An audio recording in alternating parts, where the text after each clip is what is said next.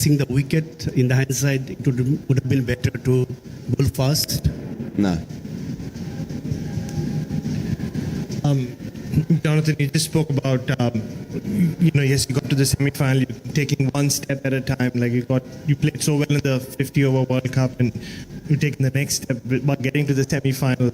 So, I know it wouldn't have sunk in yet this defeat, but would you look back at this campaign and say, we've ticked that off, we're in the knockouts, we made it to the knockouts once, so we can do it again, and just build with that confidence?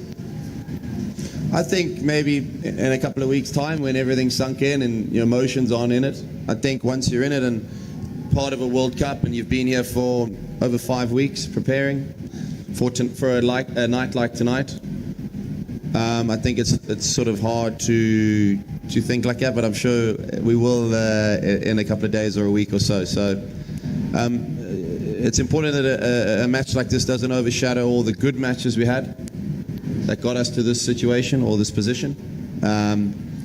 But it's just nice if we can just find other ways with the bat of winning. That's what I take, and that's what I'll be working on, from tomorrow onwards. I guess you can't take too much away from a match like that, but just this... Sorry. You can't take too much away from a match like that, but just the spirit of the side. I mean, I saw during the innings break, Rashid Khan was really keen on getting out there, and the umpires were holding you guys off, waiting for the umpires to come out. Just little signs like that do you take from, and what was happening out there when you guys were normally what's happened is because teams have gone over with the reviews and over time, that eats into the dinner break, but because we were so short, we had the proper 20 minutes, which felt like half an hour.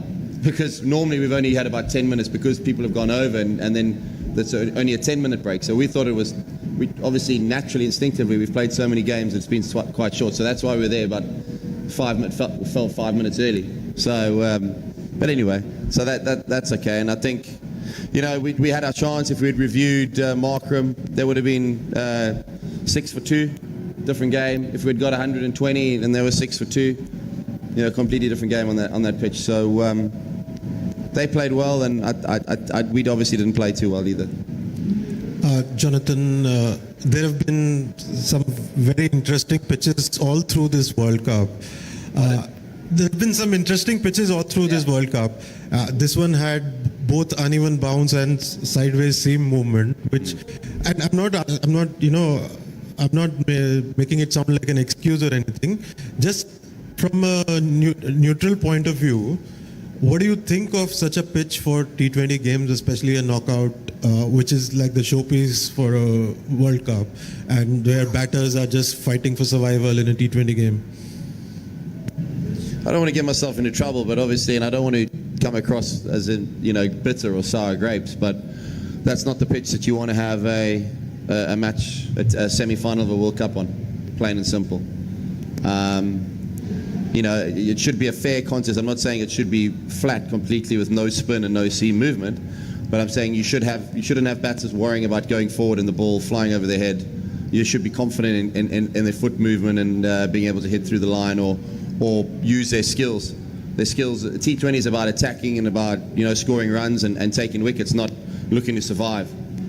If the opposition bowl well and get to a position where they bowl very, very well and it's through skill, then that's fine to them, and then it's about adapting to that. But once the ball starts misbehaving and rolling, and if we had bowled as straight as South Africa had, I think you would have seen a very, very interesting second half as well. So South Africa bowled well, used the conditions, and showed our boys what it's capable of. But just didn't go away tonight. Thank you, Jonathan. Can you tell us a few lessons that you learned throughout the tournament, and how can you improve your middle order since you have been struggling for the last couple of years, and we have seen a couple of times in this tournament too. In the last question, what is your message to the people of Afghanistan back home and around the world about the performance Afghanistan have played in this tournament? Thank you. What have I learned? I think we've learned we can defend.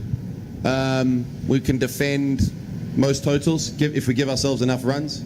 You give our bowlers enough to bowl at. I've learned that we need to adjust more with the bat if there aren't exactly flat wickets. I've learned that we've got some very, very talented players, the fielding I think has been pretty good as well. Our fielding standards have improved immensely. And I think the players realise the hard work that they're putting in is actually starting to show off, but also starting to show up in their matches. And so there's a few other things that I'll be chatting to the players behind closed doors about. Sorry, what was the second part of your question? I mean the middle order batting struggling. Middle order batting struggling. Middle order. Yeah, that's what I said. We've got to find batters who can bat in the middle order in T20 cricket. I have an idea of who they are and the players that are going to be doing that. So we'll be working really hard in the next short term to get those players in playing T20 cricket and ODI cricket. And the message is thank you for the support. It's been a great tournament so far, a great ride with the players, and hope that we've inspired young kids to pick up a bat and a ball and play cricket and want to play for their nation, and hopefully that everybody's proud of the side. Jonathan, commiserations. Just as the tournament is now officially over for you all, can you sum up the impact of Dwayne Bravo on this team? Dwayne's been immense and a great guy to have around the dressing room. Always calm, rubs off on the bowlers, and always willing to chat to the bowlers and batters as well. Very generous with his time and his passion for the side. And I'd only ever played against Dwayne really before, and I think he's a cracking coach, and I love working with him. Cricket's in good hands if there are people like Dwayne coaching the game and coaching the skills and sharing their experience. I wish him well wherever he goes and coaches next, and I certainly hope our paths cross as soon as possible. He's been brilliant, and it's been great to have him with his professional attitude, and I think that certainly rubbed off on the players, and they've seen what it takes to be at the best and play the amount of cricket that he has. Cheers. Thank you very much.